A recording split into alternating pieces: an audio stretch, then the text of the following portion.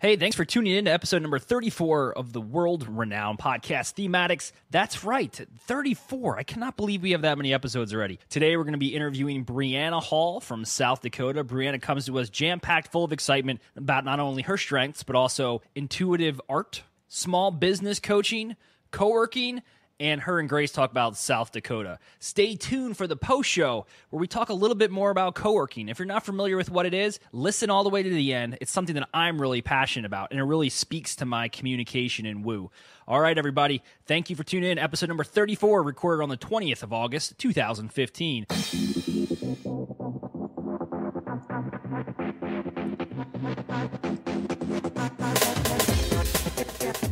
You're listening to THEME-ADDICTS, presented by UnleashStrengths.com, the only show that embraces your addiction to strengths. All right, hello everybody. What's happening? Welcome to another episode of the one, the only, the greatest podcast on the planet Earth.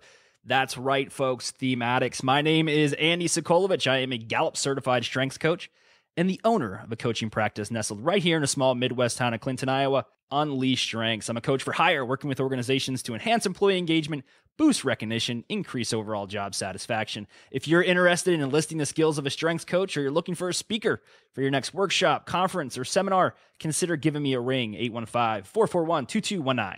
THEME-ADDICTS is a podcast series designed to highlight the massive impact the Clifton StrengthsFinder assessment has had on now over 12 million people. It's our belief that the best way to promote its effectiveness and proven results is to interview those who've experienced the power of strengths-based development firsthand. Our guest today is intimately aware for strengths and wants nothing more than to share her story in an effort to help others just like you succeed. Fun fact, Brianna and I actually have 4 of the same talent themes in our top 5, so it'll be an interesting interview.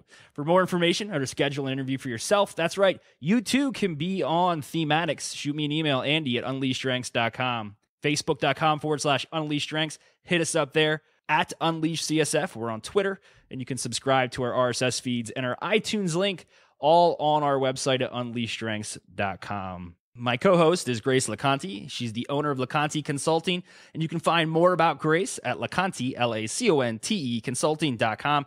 Grace provides strengths-based training to management teams and groups. Grace, what's a-happening? What's a-happening? Well, I'm really excited about today's guest because we lived in the same state.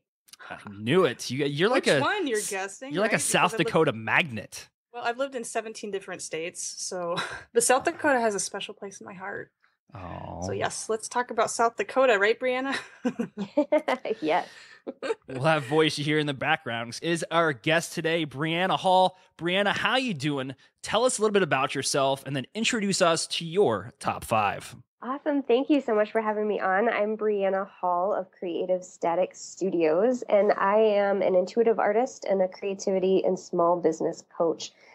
So I help people kind of get in touch with their greater purpose through creativity and faith and kind of unleash mission from that point of view. My top 5 strengths are strategic, woo, ideation, belief, and communication. Nice. And like I said earlier, you and I, we share 4. I have strategic, futuristic, woo, ideation, and communication. Just don't have that belief in there. So, Brianna, tell us a little bit about how StrengthsFinder kind of entered your life. You said it was a few years ago, but how did you buy the book? Did you get an assessment code? Tell us a little bit about how your strengths journey kicked off. Yeah, I actually kind of came to the StrengthsFinder through a twisted path. I started with Simon Sinek's Start With Why, which is, we've already talked about, is an amazing book. Love it, yes. I think it's life-changing. But so I started with that and ended up, a friend of mine works closely with Simon Sinek, and he and I kind of chatted a lot about it, and he was helping me kind of explore that whole area. And he asked me one day, he said, "Do you know your top strengths?" And I said, "I have no idea what you're talking about." So he pointed me to the book and said, "Check out the book, do the assessment, let me know what you come up with." And so I kind of put it on the back burner for a few weeks and checked in with him later. And he said, "So what were your strengths?" And I said, "Oh, I still don't know." So he got on me about it, and I finally went and took it and was totally blown away. It really kind of changed the way that I looked at myself after I saw that. What do you mean by it? I mean, I'm sorry. I know what you mean, but could you kind of describe what that meant for you when you saw, was it like an aha moment, or was it more like, did it make you cry? Did it make you kind of proud? Like, what was the emotion that went with that? Yeah, all of the above. Wow. It was a really powerful moment for me because when I went through and I took the assessment, and and as you're going through, you're asking yourself, like, well, I probably should be picking this one, but this is really true. So I mean, you go through that whole Yes. process with, well, I should be this, but I'm not. So going through it really honestly, I think is tougher than it sounds. But then at the end of it, you see the results, and for me, looking at my strengths, a lot of these things that are on my strengths, I always was told that there were weaknesses, or that there were things that were flaws, or things that I should fix, like my the woo thing. I mean, that's a big one. I'd always get, oh, you're just so social and you're just too, whatever. And so to have something that says like, no, these are all really good things and these are strengths, and then to read the report and find out how to utilize them to their fullest and how to incorporate them more into what I'm trying to achieve, like that was huge for me. And so, yeah, I definitely, there were probably a few tears shed over that one. Brianna, I am being featured on a blog next week called Talk It Up with Cindy. My friend Cindy Hooker is a consultant and a management expert, and she has this blog that she's writing on women in leadership.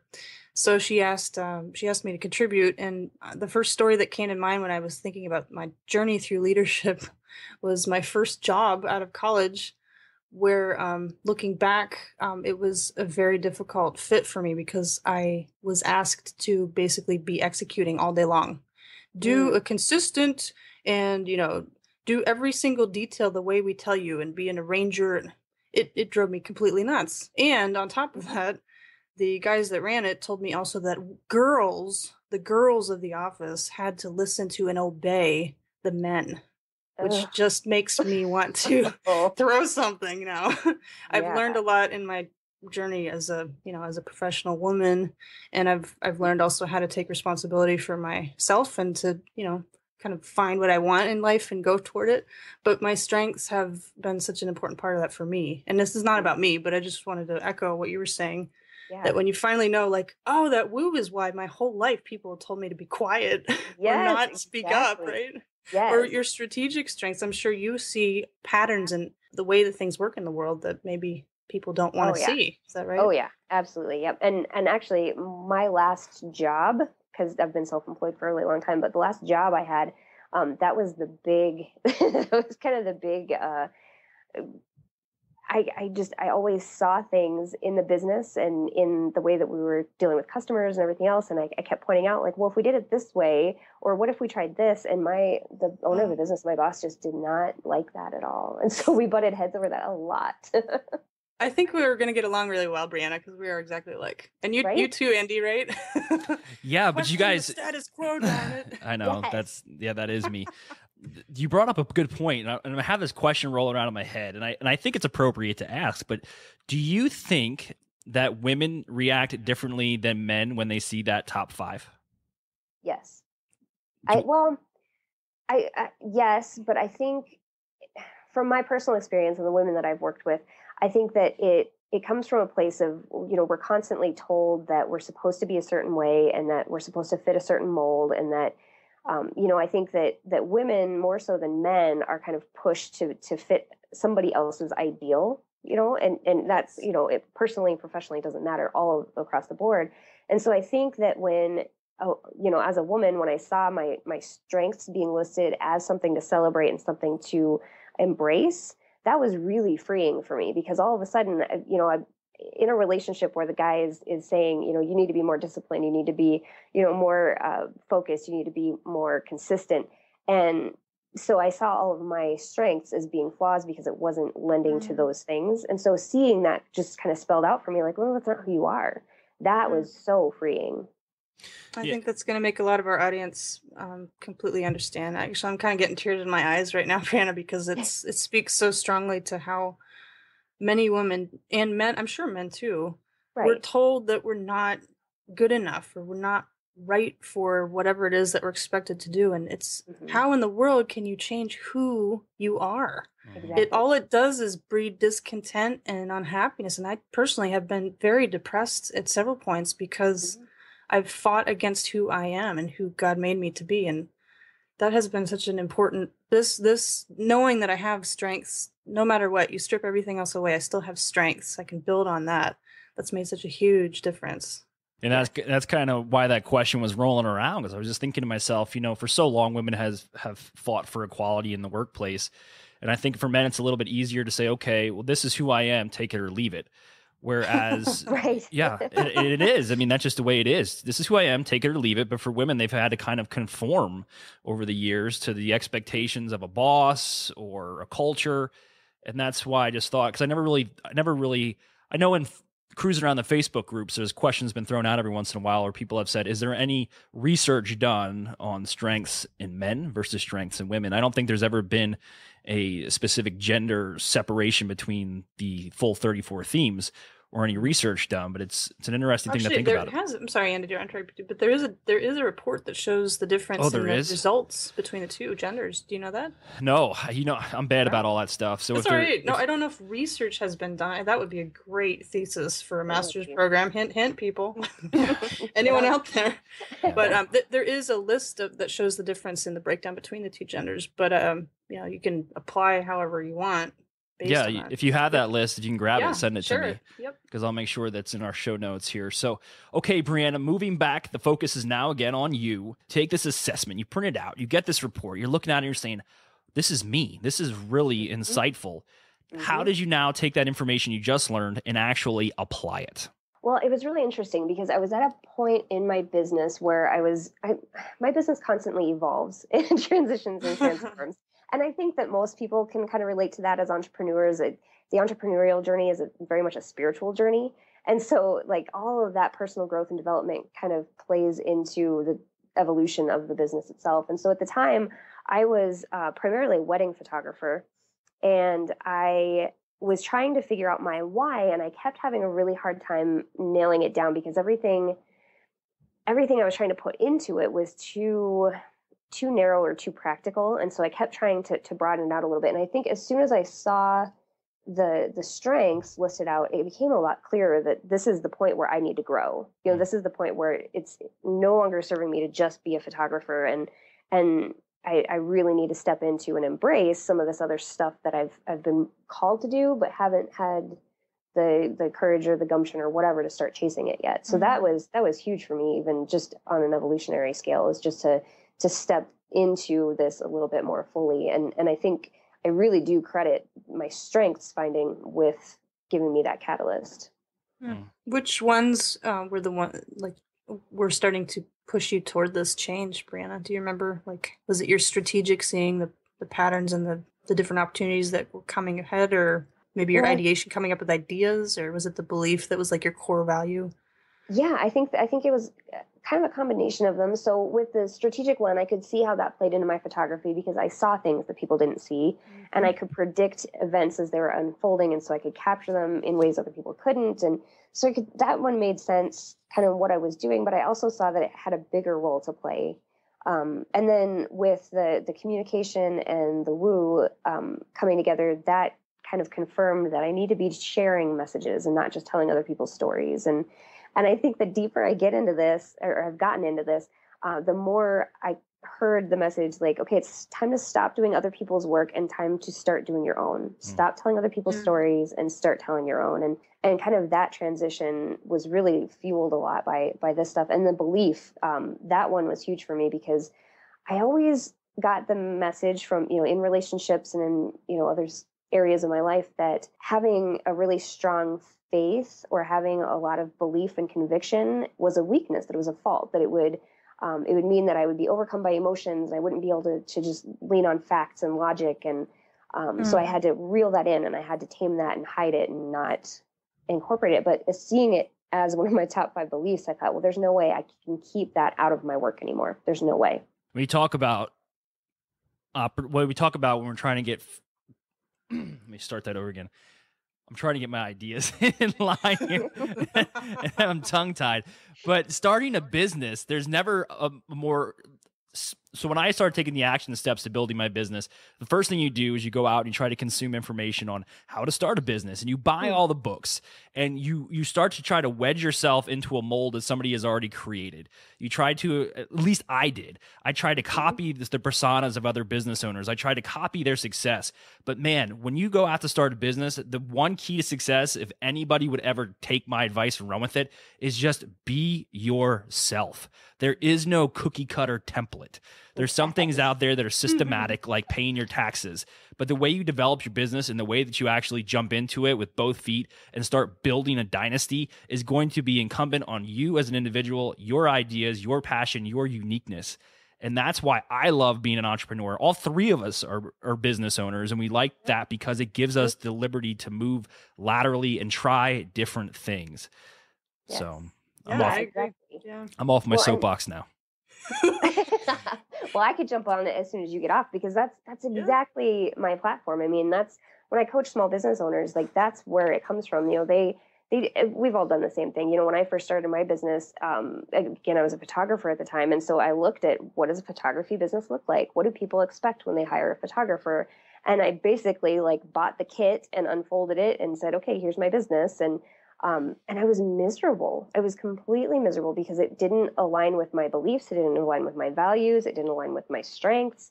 And so, you know, tearing all of that apart and just throwing it all out and starting over from scratch, you really have to start with your values, with your strengths, with, you know, your why. And then you start to build out from there, and everything aligns with that.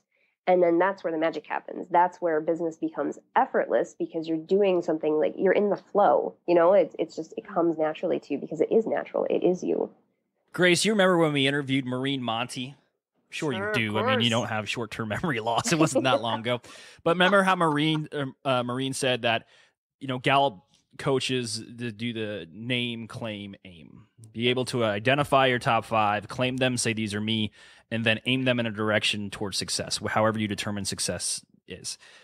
And she said that she starts with the aim. And I think kind of pre-show, Brianna and I were talking about starting with the why, because how are you going to take your top 5 and point them in a direction towards success if you don't even know what that success looks like yet? And I know me personally, developing my business plan moving forward, or lack of plan. I don't think I have an official business plan, which I know I should have for all those listeners out there. It doesn't have to be written and typed up. It's somewhere. It's in between my ears. But my point was, when I started to dissect my top 5 and really break those down and apply them in business development, man, the floodgates just opened up with different opportunities. And Brianna, have you ever taken the EP10 of the Entrepreneurial Strengths Finder? No. So I haven't. That exists. Should. Yeah, writing it down right now. Yeah, you should. What is it? $15? It's not that much. I don't know. It's a different assessment. Slightly more than the Strengths Finder assessment, but not much. But it basically just the same thing as strengths. I mean, it defines. I tell my clients, especially entrepreneurial clients, take the Strengths Finder first. Mm-hmm. Let's master that. Then jump on the EP10. And let's start defining who you are as an entrepreneur, what you excel at, areas of business development where you're not going to excel at. And it was very insightful for me. The same way the Strength Finder was, EP10 kind of taught me what I was doing to my business, the things that I was outsourcing. I was making a smart decision by shedding that excess baggage that I just sucked at. And it was business development 101 that I was draining myself dry, trying to get the Excel spreadsheets and the business plans and the invoices out, because I just wanted to be out shaking hands, talking to people, and talking about marketing and strengths. And once I did that, once I started to kind of relieve myself of that extra duty or burden, man, things just got so much better. Right? Yeah. I love that. So yeah, check out the EP10. It's pretty dope. We had a gentleman on the show that specialized in EP10. Gallup doesn't offer a coaching certification for it, but they have like kind of an advanced practice class where you can go there for a day or two, I believe, and they'll give you all the insights on how the EP10 can be applied. But if you just buy the book and do a little research, you'll quickly pick it up, and it's pretty cool. Yeah, plus the report has some good insights. I have my top 2 strengths in EP10 are creative thinker and risk taker. Both of which are, it's a tough combination to manage. Right. So in some ways, I don't think I'm manageable anymore. No, I'm just kidding. I don't know if I could go back to a regular, typical job. I think in my future, if I ever were employed again, it would have to be on a very independent contractual or some kind of consulting basis. INDEPENDENT. Yeah. RESPECT. So, Brianna, let's talk a little bit about how you have encouraged others to take the assessment. One things we like to do as strengths enthusiasts, coaches, evangelists, whatever you want to call yourself, is we want to help those people approach others and tell them about this assessment. Have you done that? And do you ever get any kind of resistance about people saying, well, I don't want to take an assessment because I don't want to feel like I'm boxed in or placed in a silo or labeled? Yeah, well, okay, so the very first person I made take the StrengthsFinder assessment was my boyfriend. Because sucker! As soon as I found my strengths, I'm like, look, these are good things. Now take yours. And so we how did he react to that? He made me click all the boxes for him. So it was he just sat there on the couch. Literally, yeah. Like I would read the question off to him and he would tell me which one to select. So there was a little bit of pushing having to happen there. But once we went through it and he got his, and I'm trying to remember, and off the top of my head, I can't for the life of me think of what his were. I think a ranger was one of them. But we're looking at them and we are polar opposites. And so that was really insightful just to see things that are at play in the relationship based on the different strengths and how we can help support each other. So that was really cool. So then I had obviously drank the Kool-Aid and had to tell everybody I knew about it. And so I started talking about it in networking groups and in, circles of mine that, friends that were trying to figure out their lives, or friends who were stuck in something, or friends who were, advancing their careers. And I mean, there's not really a situation where it doesn't help. So I think I've probably made about 50 people take this test. Wow. Nice. And when I work with clients, that's one of the things that I really push on them is, here's a bunch of different things that we can do to kind of discover. And it's such an easy thing to do, it's a test you take or an assessment that you take. And so you answer a bunch of questions and it gives you the answer. There's no soul searching needed. There's no having to figure it out. It's just there, which is so nice. So yeah, I'm a big proponent of that. Out of all the assessments, and if you listen to past episodes of the show, you'll know that Andy's a little ignorant to the other assessments that are out there. But from what I understand and my personal experience, strengths is the easiest one to apply immediately. Mm-hmm. And it really is. And it's so easy to understand. I mean, there's no cryptic meaning behind anything. It's just, these are your 5. Mm-hmm. A lot of people say, well, not the entire description of every theme resonates with me. And that's fine. If it did, GALLUP would be like a voodoo witch doctor with some magical powers if it was completely dead on every single time. So it's not going to be 100% accurate, but boy, within the same half hour of you taking that assessment, you can turn around and apply it that same day. Yeah. And I think this might be the strategic coming out of me, but I think that one of the really fascinating parts to this is that if you look at your top 5 and you see how they interplay or how they some will maximize some and some will kind of override elements of others, and kind of that unique puzzle that it puts together. Like I get fascinated by that even. So helping people figure out what that means for them and in their life and which, communication supports all of my other strengths, and so just seeing how those different ones play off each other and like you said, I mean, they don't fit perfectly, but sometimes it can be because this one is overtaking this one, or this one comes into play this way. You know what I mean? Like, man, we are like straight up twinsies, because I always say that. I always say my communication. I feel a little overwhelmed over here. I know, but my communication is we may be separated at birth. We'll have to check into that. Right. I'm gonna call my mom right now. Be like, you have some answering to do. Maybe you spent time in South Dakota. No, I didn't. Can we talk about that for a second, Brianna? Yes. How did you end up in South Dakota? Are you from South Dakota, or what happened? No, I'm originally from right outside Pittsburgh. No kidding! Oh my gosh. Pittsburgh. That's my stomping grounds too. My parents are from Pittsburgh area. I was born just north of there, near Erie, Venango County, tiny little oil town, oil city. Very funny. But anyway, what part of Pittsburgh? Well, Johnstown. It's about an hour away. Johnstown. Yes. I almost worked at, there's a Guard Air Force base in Johnstown. Yeah. Oh my gosh, this is crazy. This is crazy. So bizarre. But yeah, so my dad was in the Air Force, and we moved to Upper Michigan for a little while. That base closed, and we moved out here to South Dakota, and we've been stuck ever since. Yeah. So I graduated high school. Stuck in South So like Minot?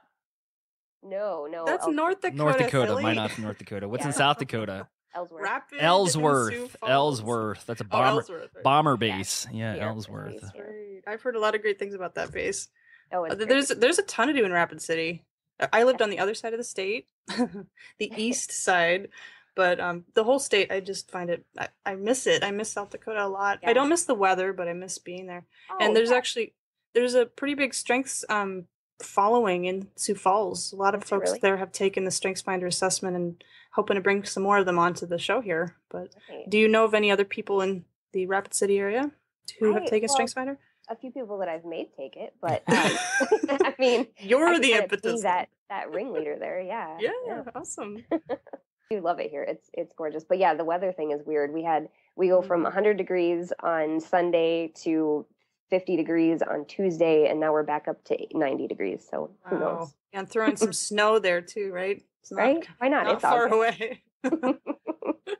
That's fantastic. Brianna, you're sitting behind somebody and they just took the assessment and they print it out and they look at this theme insights report and an action plan and it all comes out and they got all these papers sitting in front of them. And they turn to you and say, now what? Now what do I do? What's that first piece of advice you give somebody who just received their assessment results? I always tell them to kind of play in that world for a little bit. So like spend some time, like I'm a big proponent of journaling and maybe doodling or any kind of creative outlet to help you process and integrate that kind of stuff. So, I usually, journaling is a pretty easy hit for most people that they're comfortable with that. So I usually would recommend that is just sit down with a notebook and a pen and start, read through your first strengths and then journal about what that means to you and how you see it play out in your life and how you can lean into that a little bit more and just go through that for all the strengths. And I think that if you spend the time to really like woo them, to get to know them and to, just really feel comfortable with them and embrace them, I think that's the biggest first step because then you own it, right? I mean, then it becomes something that you can lean into a lot easier than if you have to go look it up every time. And if you remind yourself, what does this one mean again? I mean, court them. Yeah, that's interesting. Court your strengths or woo your own strength. I like that. Yes, right. You woo people. I do not understand what you're talking about.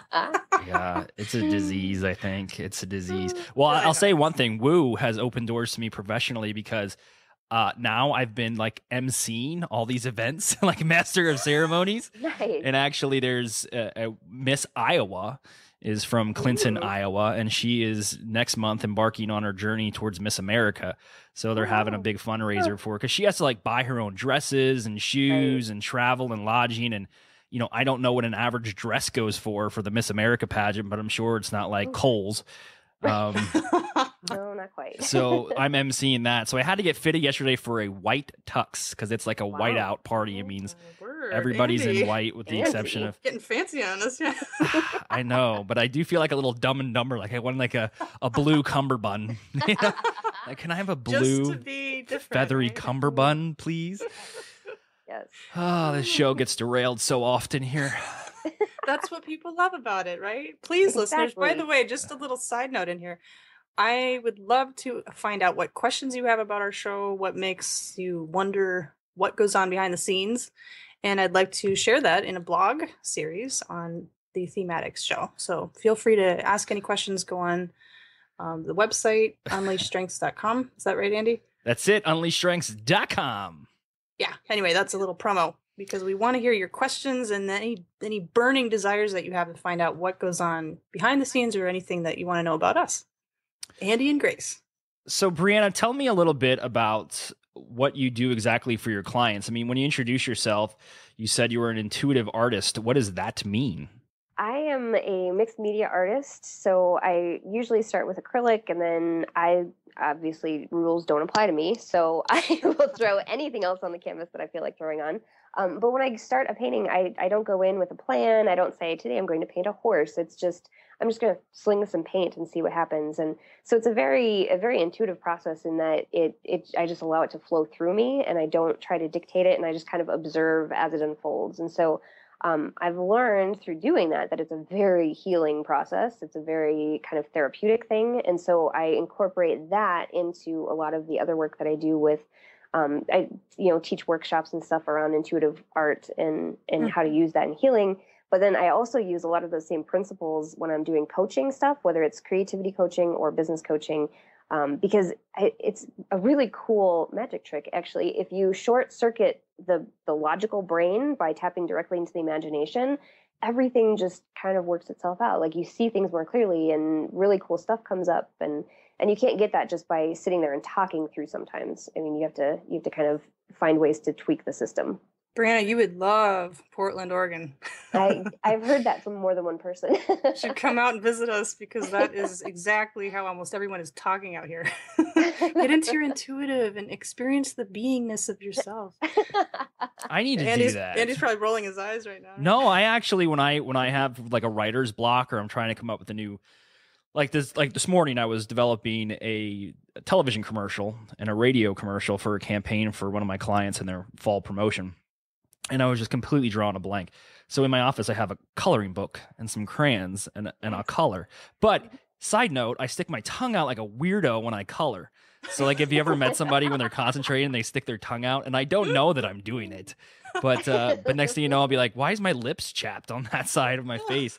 Because I've been coloring. But my point before I got derailed on the whole tongue thing is that really, like Brianna said, that opens up some clarity for me and allows me to kind of just stop thinking about it. And I focus on staying in the lines and what color I want to use. Yeah. And at what point did like Crayola crayons, there'd be like 17 different types of blue? Like whatever happened to just blue? Forever. Oh yeah. What kind of crayons have you been buying? I don't know. I would buy massive groups of crayons just because of the shading variations. Brianna, do you know what I'm talking about? Yes. Oh, I could just stare at color differences for hours. You get it, right? Oh, totally get it. Well, and I'm that mom who goes school supply shopping with her kids and buys an extra 10 packs of crayons because they're 50 cents. Yes. So yeah. Me too. I love art and design and beauty everywhere. So yes. I can't have enough pens and pencils and crayons. Oh yeah, it's an addiction. And having kids just gives me an excuse to buy more. Right? I have to buy school supplies anyways. I might as well buy extra crayons and graph paper. Hey, speaking of art, Brianna, have you followed Carol Ann McGuire on Facebook at all? With her, she's she's done some dope stuff. She was on an early broadcast of THEME-ADDICTS, and then she joined Jim Collison and I, we had a Tech for Coaches podcast that we had to pod fade out just because there was enough time in the day to do all of them. But anyways, So she has been watching Gallup's Theme Thursdays, and she sketch notes. Yes. Yeah. I did see that. I was fascinated by it. I love it. And I think her book's going to be coming out very soon. She's actually getting printed. It's going to the printer, I think, right? Yeah. Right so on. Yeah, that's really cool. I like it. I'll put a link to her site on the show notes. She's on fire. I mean, talk about creativity, strategic, and she's got to have some executing strengths in there to be pumping out that many beautiful drawings. She's going to love that we're talking about her. But one thing she did is she was actually a tutor or teacher for Will Smith's children. Huh. Fresh Prince of Bel-Air. Like awesome. West Philadelphia, born and raised on the playgrounds where I spent most of my days. My word. So that was cool. But anyways, that art made me think of that because I'm always blown away. And actually, I tried to emulate her, and I have very little artistic ability. And so she was like, she uses her iPad, and she bought this stylus pen, and she had this app. And after I got off, I'm like, well, I want to do that. And she's like, just get this pen and try it. I'm like, I don't know how you do this because I don't have that, again, discipline to sit down and draw like she does, but it's amazing. Her talents are just, and again, so now you have a strength coach who at one point never really thought that her ability to do sketch notes would link well with strength coaching. And now she's creating a full hardbound tabletop book that I'm sure she's going to make gobs of cash off of because it's super cool. And she's using her talents to do that. Like, how rewarding is that? That's awesome.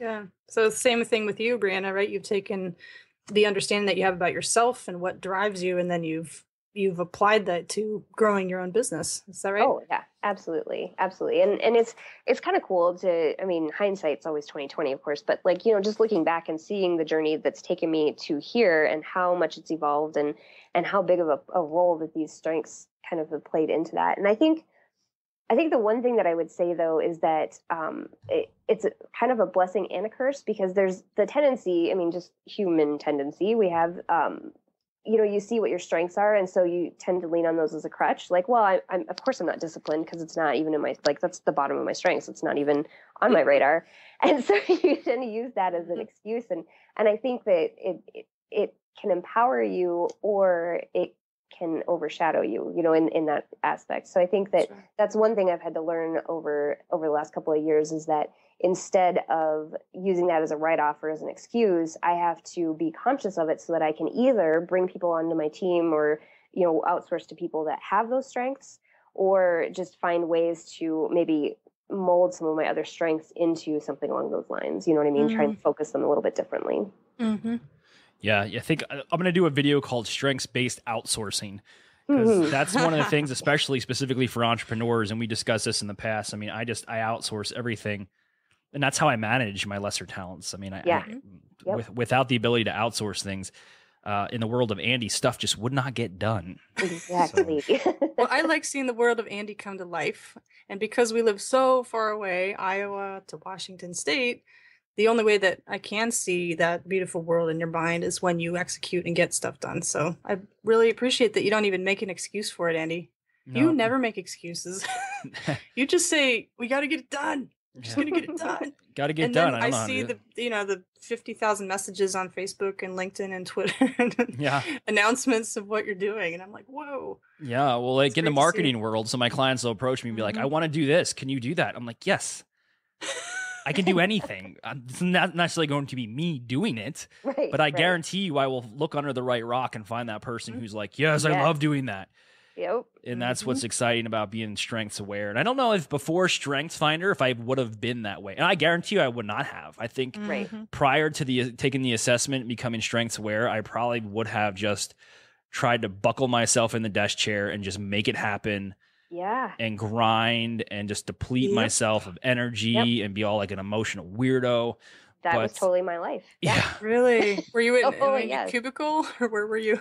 No, well, I've been running my own business and everything, but so I had this idea to create this kind of a gathering space for creatives and independents and all this other stuff. And so I rented out this giant office and renovated it, and it was amazing. And then it just, because I didn't delegate and I didn't rely on other people's strengths and I was trying to do it all myself, it just became overwhelming and it just swallowed me up. And so, I definitely lived that. It was not pretty.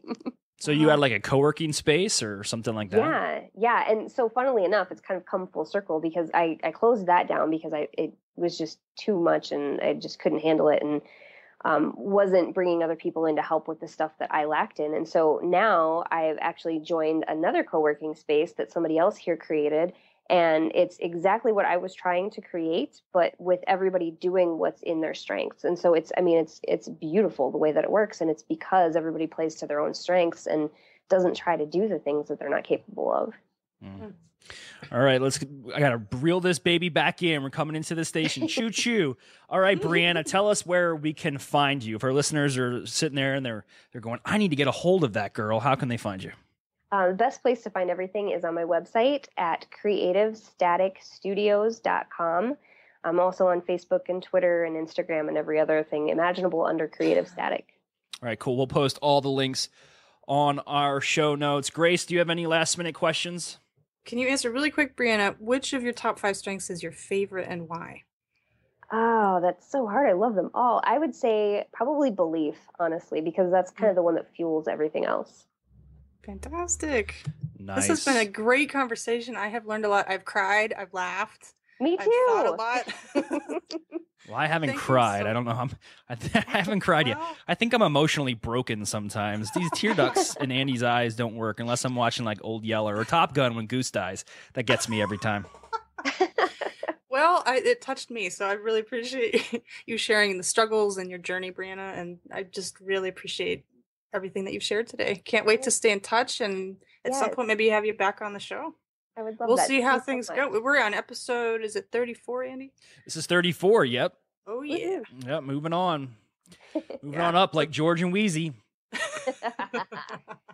All right, everybody. This is your host, Andy Sokolovic of the one, the only, the greatest podcast on the planet Earth, THEME-ADDICTS.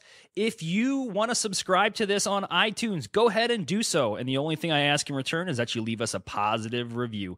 Make sure you hit us up on social media, facebook.com/unleashstrengths, Twitter @unleashcsf. We try to pump these episodes out every single week. And if you want to be on the show, if you want to be in the hot seat and talk about that one thing that you absolutely love, which is your strengths, go ahead and shoot me an email, andy@unleashstrengths.com. That's all for this episode number 34, recorded on August 20th, 2014. I'll talk to you guys soon. See ya.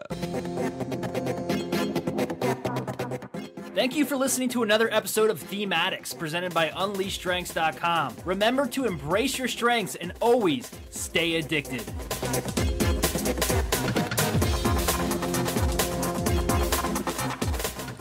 Get your dance on. Get your dance on. Get your dance on. I'm always dancing. So what I'm doing, Brianna, we still record a little bit of this for post show, and this will actually end up on the recording.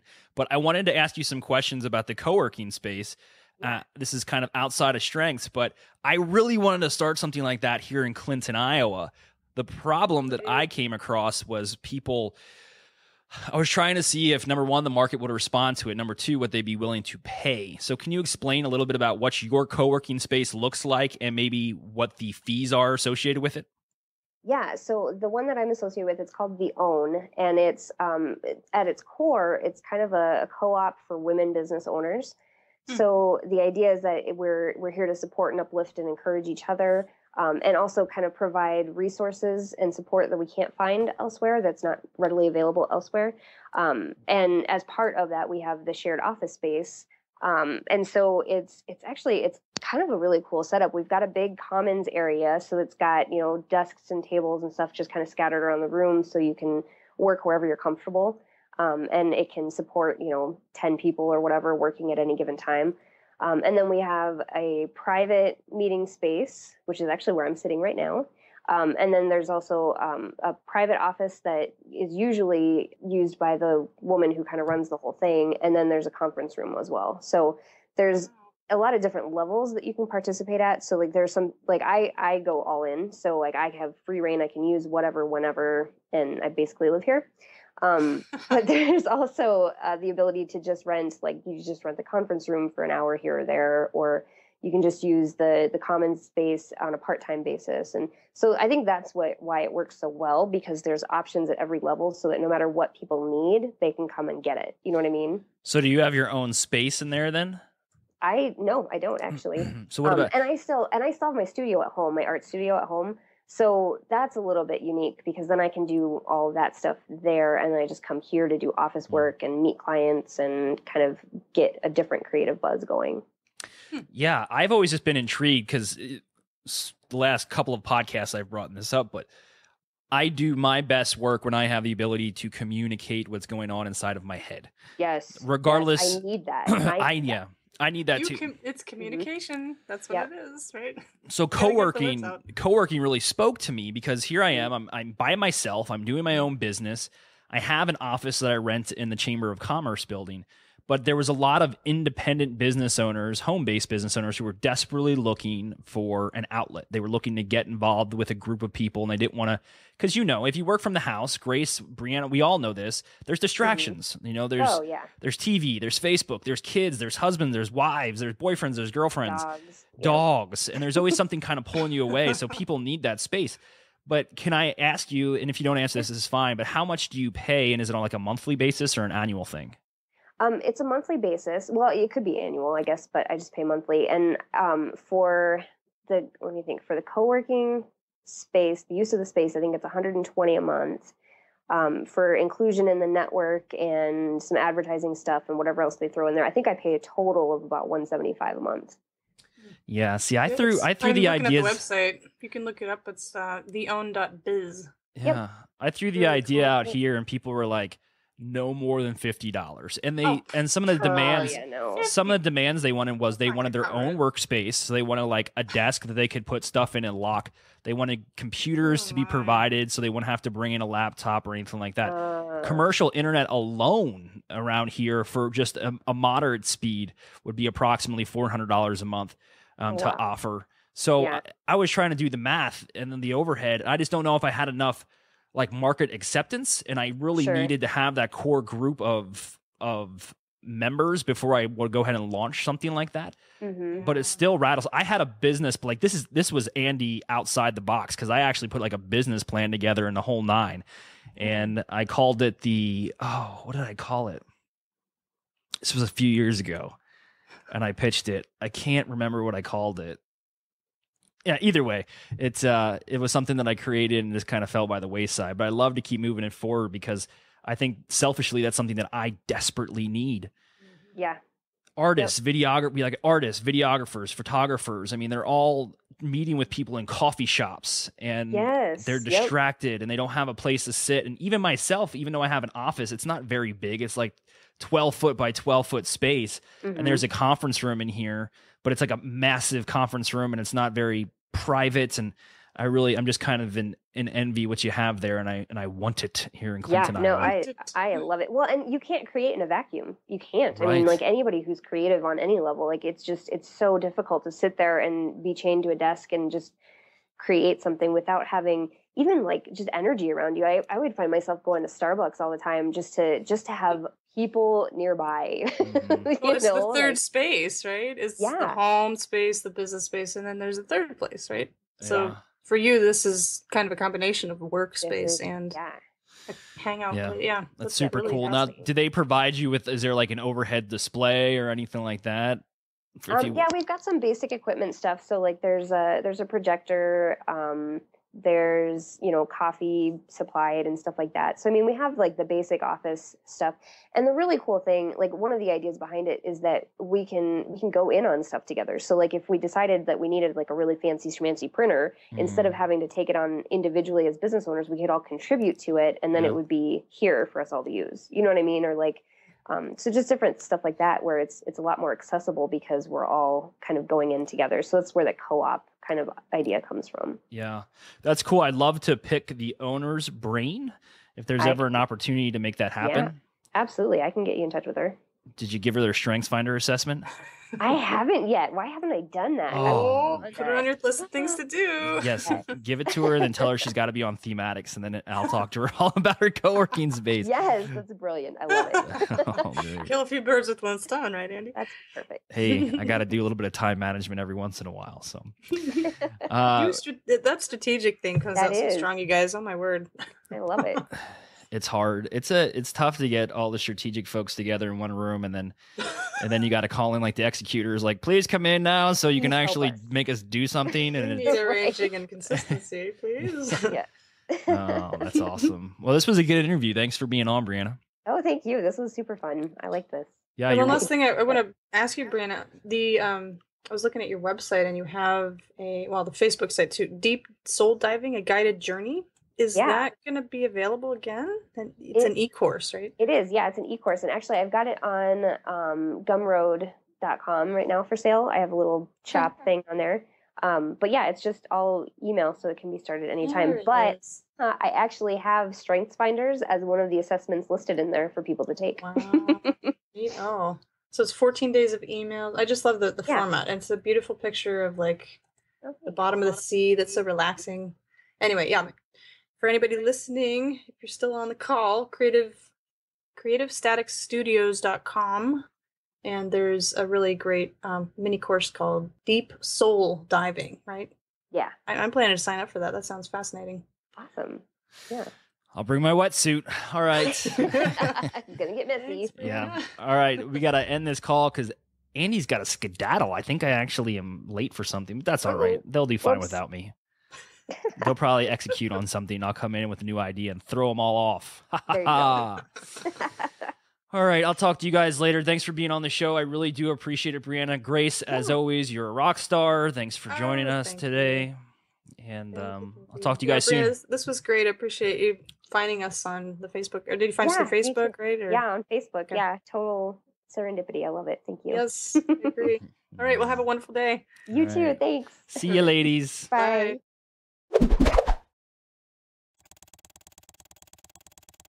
Just because this episode is over doesn't mean you have to stop watching. Click here for more episodes of the amazing podcast, THEME-ADDICTS. And as always, stay addicted.